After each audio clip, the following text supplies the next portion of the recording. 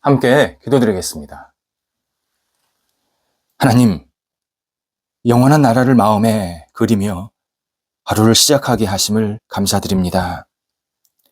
주님께서 주시는 진정한 영원한 은혜를 오늘도 누리며 살게 하옵소서. 영원한 생명을 부으사 충실하되 현실에서 자유하게 하옵소서. 영원한 사랑이 저희를 주관케 하사 사랑의 사람이 되게 하옵소서. 영혼을 사모하게 하사 주님 나라를 간절히 기대하며 살게 하옵소서. 영원한 희망을 보여주사 어려움을 극복하는 지혜가 있게 하옵소서. 저희가 오직 주님께 모든 것을 맡기며 삶의 기쁨으로 이 땅을 살아가도록 성령께서 은혜를 베풀어 주옵소서. 병상에 있는 사랑하는 환우들을 붙잡아 주옵소서. 하나님의 거룩한 치유와 회복의 손길을 오늘도 기다립니다.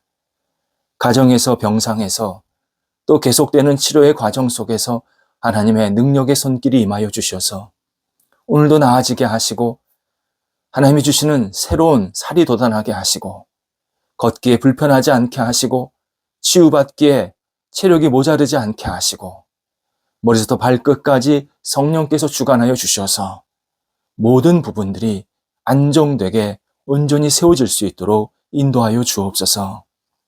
하나님, 환우들이 오직 하나님을 바라볼 때에 긍휼을 베풀어 주셔서 흔들림이 없게 도와주시고 나쁜 병균들은 물러가게 하시고 좋은 세포들이 계속 살아나게 도와주시어서 모든 부분들이 정상적으로 작동할 뿐만 아니라 하나님 앞에 아름답게 예배드리는 거룩한 영육이 될 수 있도록 인도하여 주옵소서. 옆에서 기도하시는 가족들을 붙잡아 주셔서 힘주시고 희망 주시고 여러 가지 삶의 형편들을 성령께서 넉넉하게 인도하여 주시옵소서. 자녀들 하나님의 사람, 하나님의 은혜로 오늘도 살아가게 하옵소서. 어떤 자리, 어떤 시간에 있든지 주님과 동행하면서 하나님을 영화롭게 하는데 크게 쓰임받게 하옵소서. 학업에 있는 자녀들 공부할 때에 공부에 집중하게 하시고 한 단계 더 나아갈 수 있는 진보의 학업의 시간 되게 도와주시고 특별히 영적으로 인격적으로 성숙되어지는 모든 학업들이 될 수 있도록 함께하여 주옵소서. 좋은 선생님과 함께 교제하며 도전받게 도와주시고 좋은 친구들과 함께 사랑과 우정을 나누면서 서로 협력하게 하시고 함께 꿈을 꾸게 하시고 하나님 앞에 마음껏 쓰임받는 귀한 사람들이 옆에 붙을 수 있도록 인도하여 주시옵소서.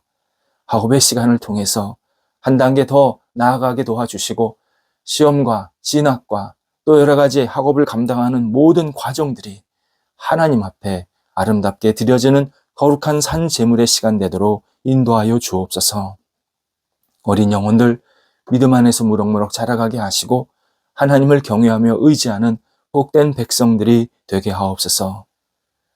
장성한 자녀들을 붙잡아 주셔서 문이 열리게 하시고 하나님 앞에 쓰임받게 하시고 하나님 나라에 거룩하게 드려지는 삶이 되게 도와주심에 하나님께서 주시는 삶의 기쁨과 감사가 충만히 채워지게 하옵소서. 하나님 기회를 허락하여 주셔서 하나님의 이름을 높여드리게 하옵소서.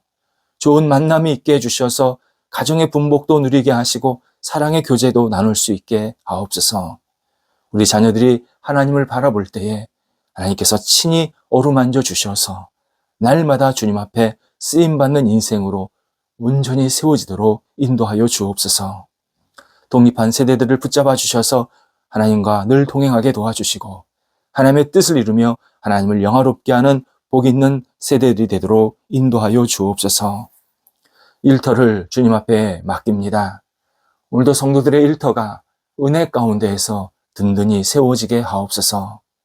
어려움이 있는 자리 주님 함께 해주셔서 넉넉하게 이겨내게 하시고 도전하게 하시고 다시 헤쳐나갈 수 있게 하여 주셔서 이전보다 더 풍성해지게 하시고 온전히 세워지게 하시고 흔들림이 없게 하시고 하나님이 주시는 힘과 용기를 갖고 담대하게 앞을 향해 나아갈 수 있는 하나님이 기뻐하시는 일터 되도록 인도하여 주옵소서. 일터에 여러 가지 계획들과 준비하는 그런 상황들이 있습니다. 함께 하옵소서. 하나님의 지혜로 준비하게 하시고 하나님이 주신 열정과 꿈을 갖고 도전하게 도와주시고 하나하나 인도함 받게 도와주셔서 복된 열매들이 맺히게 하옵소서. 성도들이 하나님의 사람으로 살기에 부족하지 않게 하시고 하나님을 영화롭게 하며 하나님 나라에 크게 쓰임받는 성도들의 일터가 될 수 있도록 날마다 붙잡아 주시옵소서. 출타하는 성도들을 하나님께서 함께 하셔서 오가실 때 성령께서 동행하시고 기쁨과 감사함이 넘쳐나는 시간 되도록 인도하여 주시옵소서. 하나님, 저희 대한민국의 다음 세대들을 위해서 기도드립니다. 어린 영혼, 청소년, 청년, 하나님을 기쁘시게 하는데 아름답게 세워지게 하옵소서. 하나님이 주시는 꿈이 있게 하시고 열정이 있게 하시고 도전의식이 있게 하시고 섬길 수 있는 마음이 있게 하여 주옵소서. 열등감이나 패배감에 젖지 않게 하시고 하나님 앞에 모든 것을 내어 맡기며 힘차게 앞을 향해 나아갈 수 있는 다음 세대들이 되게 하여 주옵소서. 맡겨진 자리에서 최선을 다하게 도와주시고 우리 사회를 이끄는 하나님의 사람들로 아름답게 세워지도록 인도하여 주시옵소서. 하나님, 우리 다음 세대들이 성실하게 맡겨진 역할들을 감당케 하옵소서. 일확천금에 잘못된 꿈에 젖지 않게 하시고 잘못된 생각과 방향의 삶이 되지 않게 하시고 오직 하나님께서 기뻐하시는 모습대로 한 단계 한 단계 나아가는 하나님의 영광 받으실 만한 삶으로 계속 채워지도록 인도하여 주옵소서. 저희 교회 다음 세대들도 붙잡아 주옵소서. 하나님, 하나님만을 온전히 경외하며 의지하게 도와주시고 하나님께 인생을 맡기게 하시고 하나님이 주시는 지혜와 믿음을 가지고 마음껏 쓰임받을 수 있도록 함께하여 주옵소서. 예배드릴 때마다 진지한 영과 진리로 예배드리는 복 있는 시간 되게 도와주시고 흩어질 때마다 예수 그리스도의 이름으로 세상에 향기 되게 도와주셔서 저희 교회 다음 세대들이 하나님 앞에서 아름답게 세워지게 하시고 저희 교회 굳건한 기둥이 되게 하시고 세상 속에서 아름답게 쓰임받는 빛이 될 수 있도록 함께하여 주시옵소서. 오늘도 우리 성도들 삶에 만족이 넘쳐나게 하여 주옵소서. 어떤 일, 어떤 역할을 하던 어떤 시간을 보내던 주께서 주시는 자족함이 있게 해주셔서 오늘도 주님과 동행하면서 승리하는 한 날 되도록 함께 하옵소서. 예수님의 이름으로 기도드립니다. 아멘. 오늘 우리에게 주시는 하나님의 말씀은 구약성경 이사야서 49장 13절부터 15절 말씀입니다. 이사야서 49장 13절부터 15절 말씀입니다. 살아계신 하나님의 말씀을 봉독합니다. 하늘이여 노래하라, 땅이여 기뻐하라, 산들이여 즐거이 노래하라. 여호와께서 그의 백성을 위로하셨은즉 그의 고난당한 자를 긍휼히 여기실 것임이라. 오직 시온이 이르기를 여호와께서 나를 버리시며 주께서 나를 잊으셨다 하였거니와 여인이 어찌 그 전 먹는 자식을 잊겠으며 자기 태에서 난 아들을 긍휼히 여기지 않겠느냐. 그들은 혹시 잊을지라도 나는 너를 잊지 아니할 것이라. 아멘. 오늘 본문은 하나님을 어머니 또는 어머니의 성품으로 연결해서 설명하는 또 하나의 내용입니다. 하나님이 위로하신다 또는 하나님의 위로라는 말에 담긴 전제가 있습니다. 인생은 끝없는 시련, 고난, 고통, 어려움이 있다라는 사실입니다. 위로, 이 말에는 그러한 어려운 환경, 어려운 시간 속에서 힘을 주신다, 용기를 주신다, 살아갈 희망을 얻게 하신다 라는 뜻이 담겨 있습니다. 위로에는 우리 삶의 어려움이 분명히 전제되어 있는 단어가, 뜻이 들어 있습니다. 그래서 고린도 후서 7장 6절에서 바울이 낙심한 자들을 위로하시는 하나님이라는 표현을 사용합니다. 낙심한 자들을 위로하시는 하나님. 바울이 여러 일행과 함께 복음을 전하다가 마게도냐 지역까지 이르게 되었습니다. 마게도냐는 유럽으로 들어가는 관문 도시입니다. 바울이 처음으로 방문하는 지역입니다. 성령께서 바울에게 이런 계시, 이런 꿈을 꾸게 하십니다. 더 이상 아시아에서 머물지 말고 유럽으로 넘어가서 좀 더 큰 대륙에 하나님의 말씀, 예수 그리스도의 복음을 전하라 라는 일종의 지시를 내리게 되십니다. 바울은 그 지시에 순종합니다. 하지만 마게도냐까지 가는 그 현실, 길은 녹록지가 않았습니다. 마게도냐 배 타고 걸어서 들어가야 되는데 그 중간중간 도시에 들을 때마다 많은 어려움, 핍박, 고난을 받게 되어서 영과 육이, 마음이 많이 지쳐 있었습니다. 그래서 바로 앞절입니다. 고린도 후서 7장 5절에 의하면 자신의 어려운 처지를 네 가지 그 분야로 이렇게 고백을 하고 있습니다. 육체가 편하지 못하였다라고 표현합니다. 건강상 문제가 생겼다라는 뜻입니다. 배를 타고 험난한 그 대륙을 넘어가야 하니까 그 과정 속에서 몸이 많이 축이 난 겁니다. 지금이야 그 바다 건너 가는 것이 큰 배, 안전한 배를 타고 갔지만 옛날에는 다 노저어서 가는 배니까 굉장히 힘들었던 겁니다. 두 번째가 사방으로 환난을 당했다라고 표현하고 있습니다. 바울 일행을 환영하는 사람들보다 거부하고 왜 왔지 의심하고 핍박하고 그리고 멀리하려고 하는 사람들이 더 많았다라는 의미입니다. 세 번째가 밖으로 다툼이 일어났다라고 표현하고 있습니다. 그러다 보니 다투는 일이 생긴 겁니다. 여기서 다툰다는 게 물리적으로, 육체적으로 다투었다라는 뜻이 아니라 영적인 갈등이 생겼다라는 의미입니다. 바울 일행이 선한 의도로 복음을 전하고 그들을 사랑하는 마음으로 섬기려고 했지만 막상 처음 만나는 그들이 바울의 그 선한 의도를 의심하면서 받아들이지 않은 겁니다. 그래서 괜한 오해와 공격을 받게 되었습니다. 마지막으로 안으로는 두려움이 있었다라고 표현하고 있었습니다. 바울과 그 일행이 우리가 과연 마게도냐까지 잘 도착할 수 있을까? 마게도냐에 들어가서 정상적으로 복음을 전할 수 있을까? 많이 근심하고 염려했다라는 뜻입니다. 그런데 마게도냐에 들어가서 바울이 위로하시는 하나님을 경험하게 됩니다. 이 말은 바울이 아무리 힘들었어도 하나님을 끝까지 의지하고 바라보고 붙잡았다라는 뜻입니다. 비록 내 외적으로 또는 영육이 크게 힘들고 지치는 시간과 상황이었지만 하나님을 의지하는 믿음을 놓치지 않았습니다. 그랬더니 하나님께서 바울을 위로하십니다. 바울을 위로하시는 방법이 뭐였냐면 디도를 만나게 하셨다라고 고백하고 있습니다.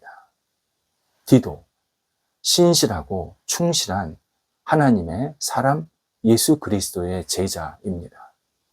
바울이 그 척박한 땅에 마게도냐의 지역에 들어갔는데 그곳에서 디도를 만나서 굉장한 힘을 얻고 용기를 얻고 큰 위로를 받게 하신 겁니다.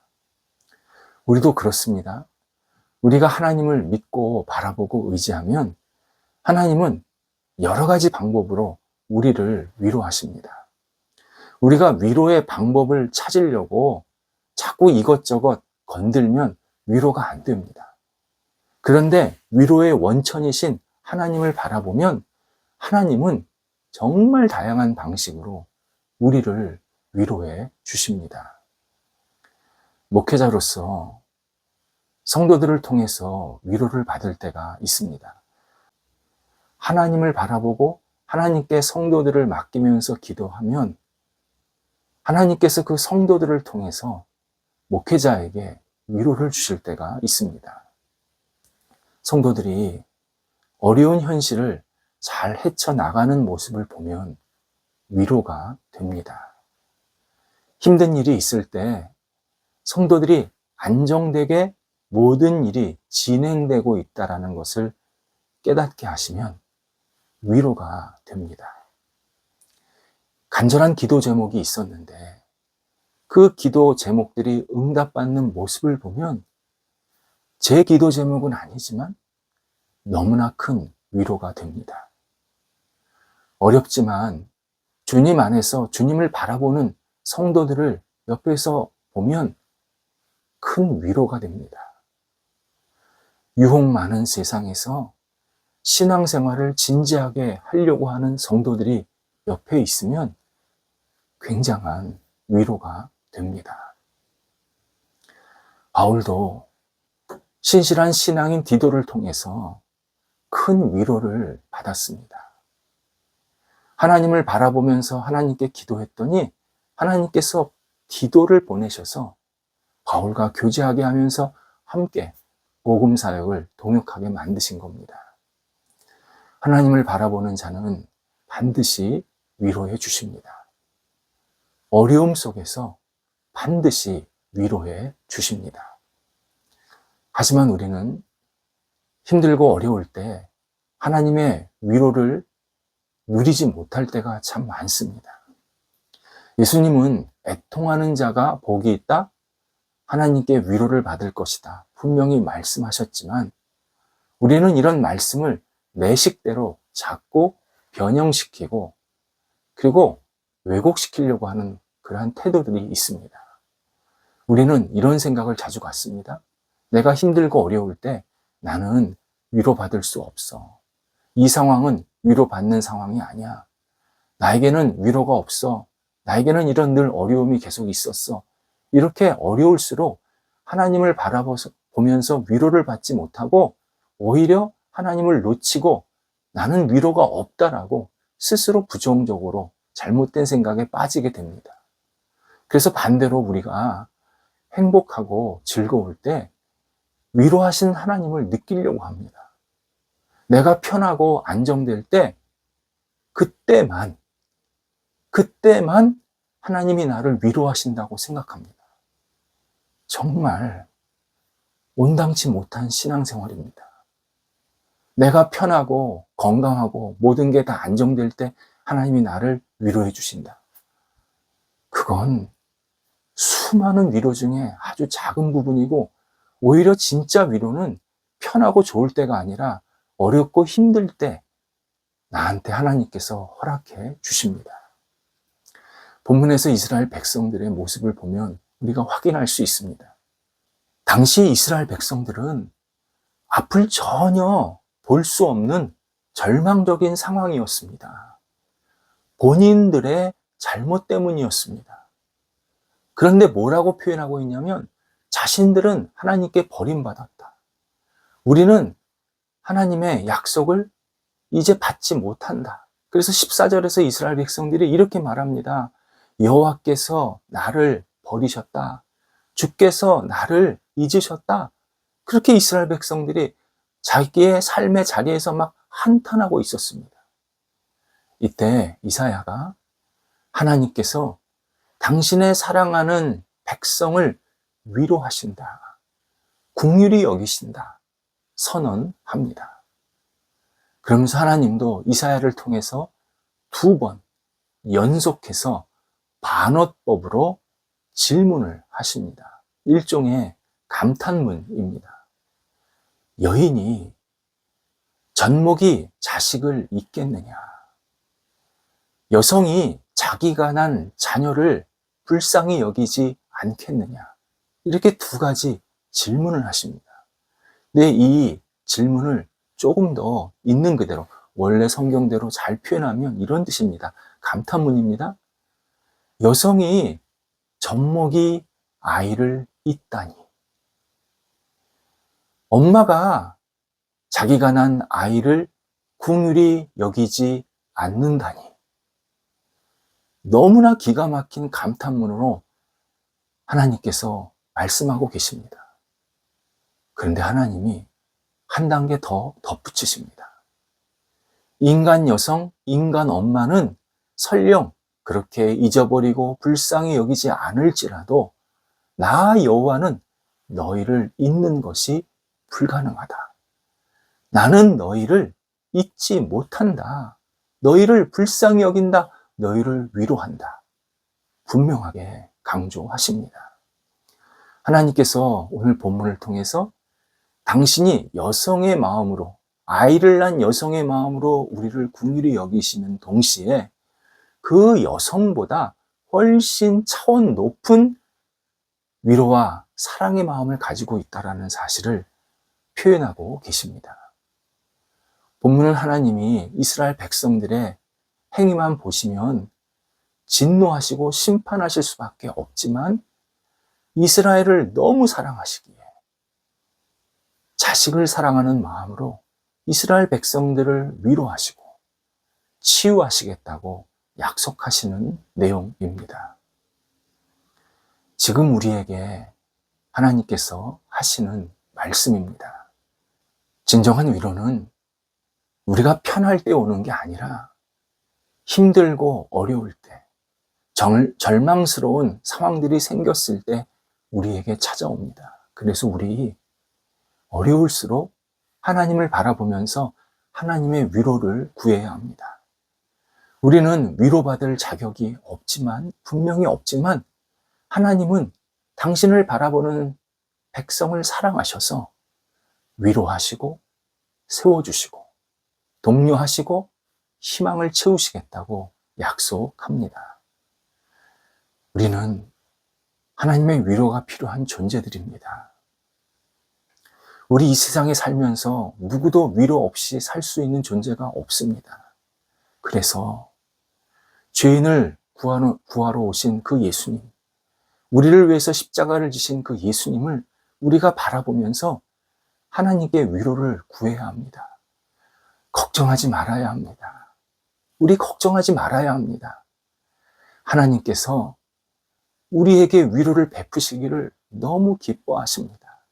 하나님을 의지하면서 하나님, 제게 위로를 베풀어 주셔서 고백하면, 간구하면 모성애보다 훨씬 큰 사랑의 하나님께서 우리를 위로해 주십니다. 힘들수록 하나님께 기도할 때 하나님께서 우리에게 위로가 넘치게 하십니다. 기도하겠습니다. 하나님, 저희가 주님의 위로가 필요할 때 위로를 구하게 하옵소서. 힘들고 어려울수록 주님의 긍휼과 자비를 구하며 다시 일어나게 도와주시고 모성애보다 더 큰 모성애를 가지신, 더 위대한 모성애를 가지신 하나님을 바라보면서 오늘도 일어나게 하소서, 도전하게 하소서, 힘차게 앞을 향해 나아갈 수 있도록 인도하여 주시옵소서. 하나님, 힘들지만 하나님을 의지하는 이 믿음이 쓰러지지 않게 하시고 날마다 주님과 함께 동행하면서 주님께서 주시는 힘을 받고 살아갈 수 있도록 함께 하옵소서. 예수님의 이름으로 기도드립니다. 아멘.